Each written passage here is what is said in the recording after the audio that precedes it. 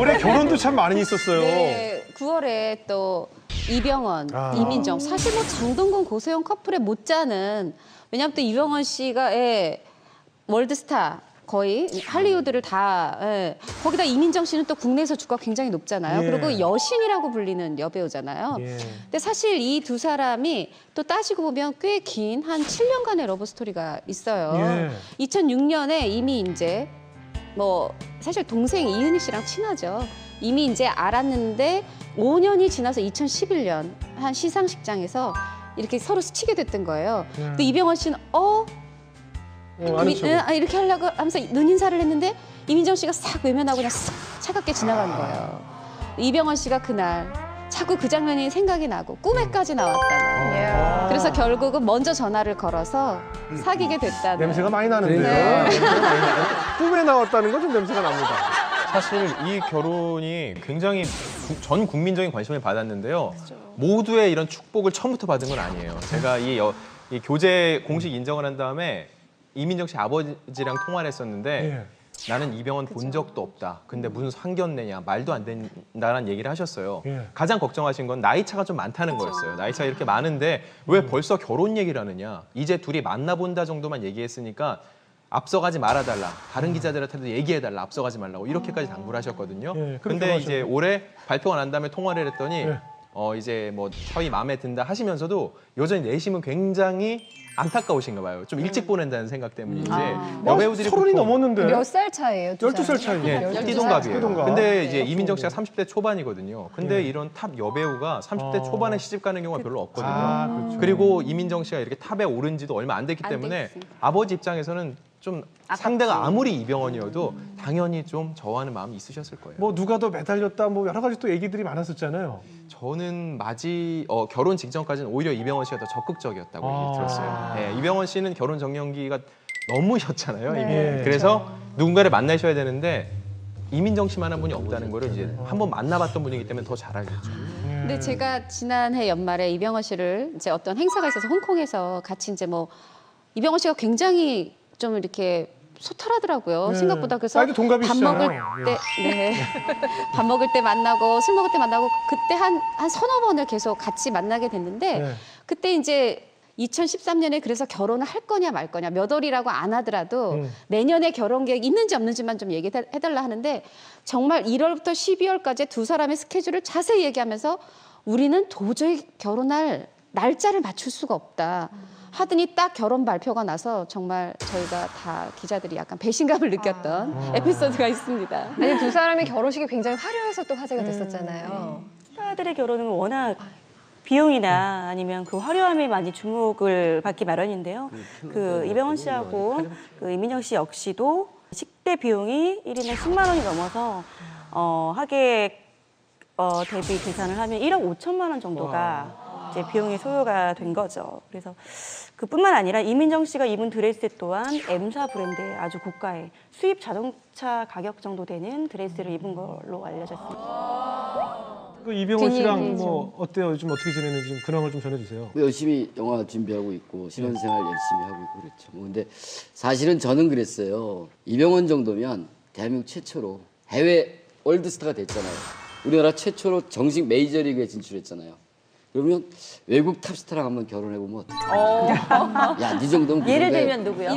뭐 우리 세대로 치면 줄리아 로버츠 정도 수준 돼야 되는 거 아니냐 뭐 이런 얘기들. 뭐 더 이슈가 되려면 마돈나도 괜찮네요. 마돈나하고 이병헌 씨도 띠동갑이네요. 58년 개띠니까 마돈나가. 여튼 일본도 그렇고 미국도 그렇고 중국도 그렇고 상당히 인기가 있으니까 이병헌 씨가 단박에 올라갔던 스타가 아니고 다른 비슷한 한류 스타와 달리 올라가서 꾸준히 유지되고 있는 유일한 스타입니다. 그 또래 중에 이 인기가 무너지지 않고 있는. 그래서 우리나라 스타 중에 최초로 나는 그런 기대가 좀 있었어요. 그 내심 빌어도 제거. 근데 안지훈 기자, 이제 2014년이 다가오잖아요. 혹시 곧 터질 거다. 이거 곧 터질 텐데 알고 있는 그런 곧 이제 14년에 예상되는 그런 열애도 있습니까?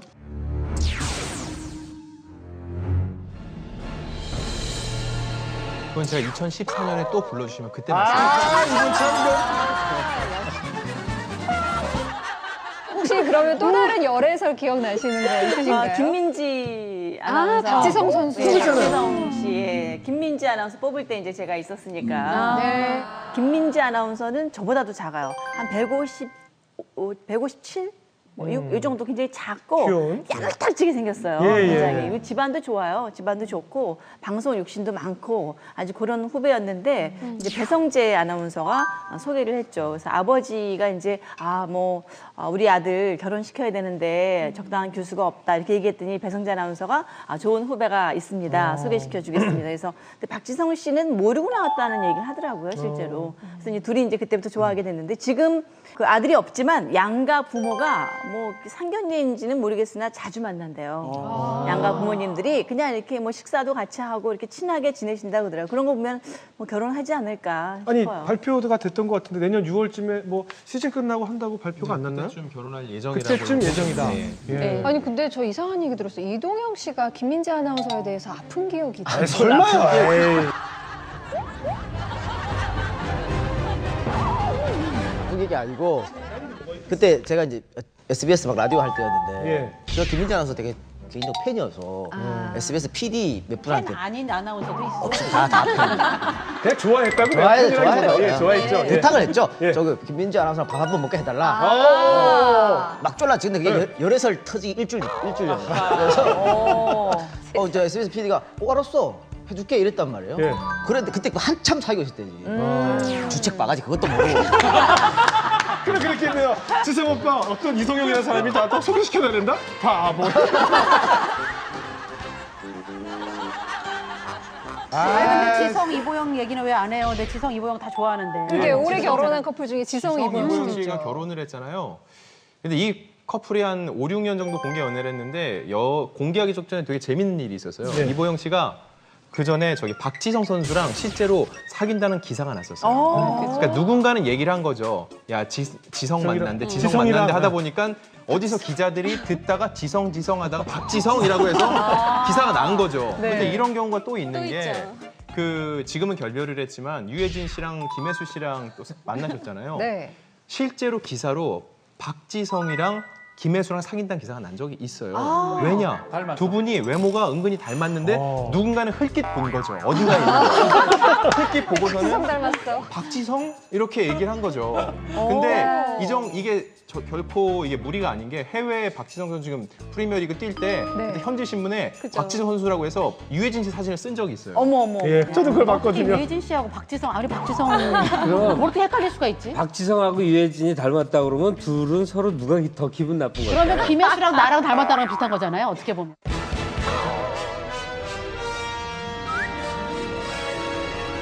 진짜 말해봐. 그 지성하고 이보영 씨가 이제 결혼하면서 지성 씨가 비밀 그 드라마 때문에 신혼여행을 못 갔잖아요. 그래서 이제 그게 신랑이 신혼여행도 못 가고 촬영에 매진하는 모습이 너무 안타까웠는지 그 신부 이보영 씨가 촬영장에 치킨 100박스를 네, 100박스를 가지고 촬영장에 가서 이렇게 격려를 했다는 그래서 굉장히 훈훈한 이야기를 들었어요. 그러니까 지성 씨가 결혼을 하니까 이번에 무슨 지성 씨 나온 그 드라마 있잖아요. 비밀. 예. 비밀에서 지성 씨가 계속 연기를 하는데 엄청 거슬리더라고. 그러니까 이보영이랑 결혼을 했는데 지금 드라마에서 누구랑 이렇게 러브씬을 하니까요. 에이. 되게 몰입이 안 간섭현상이 막 되셨군요. 생기더라고요. 근데 이런 이유 때문에 연예인들이 스캔들 하는 거를 싫어하는 거예요. 그렇죠. 감정이입이 안 된다는 거예요. 실컷 최근에 그 응답하라 199에서 정우 씨가 굉장히 각광을 받는데 맞아요. 이 시점에 바로 김유민 씨랑 사귄다는 얘기가 나오니까 그렇지. 댓글 내용을 보면은 조금만 늦게 기사 쓰지라는 얘기가 그렇게 많았어요. 몰입이 안 요즘 되게. 근데 인기가 몰입이 안 유연석 되는 씨한테는 거죠. 오직 올라가고 있잖아요. 유연석 씨랑 칠봉이, 손호준 칠봉이. 씨가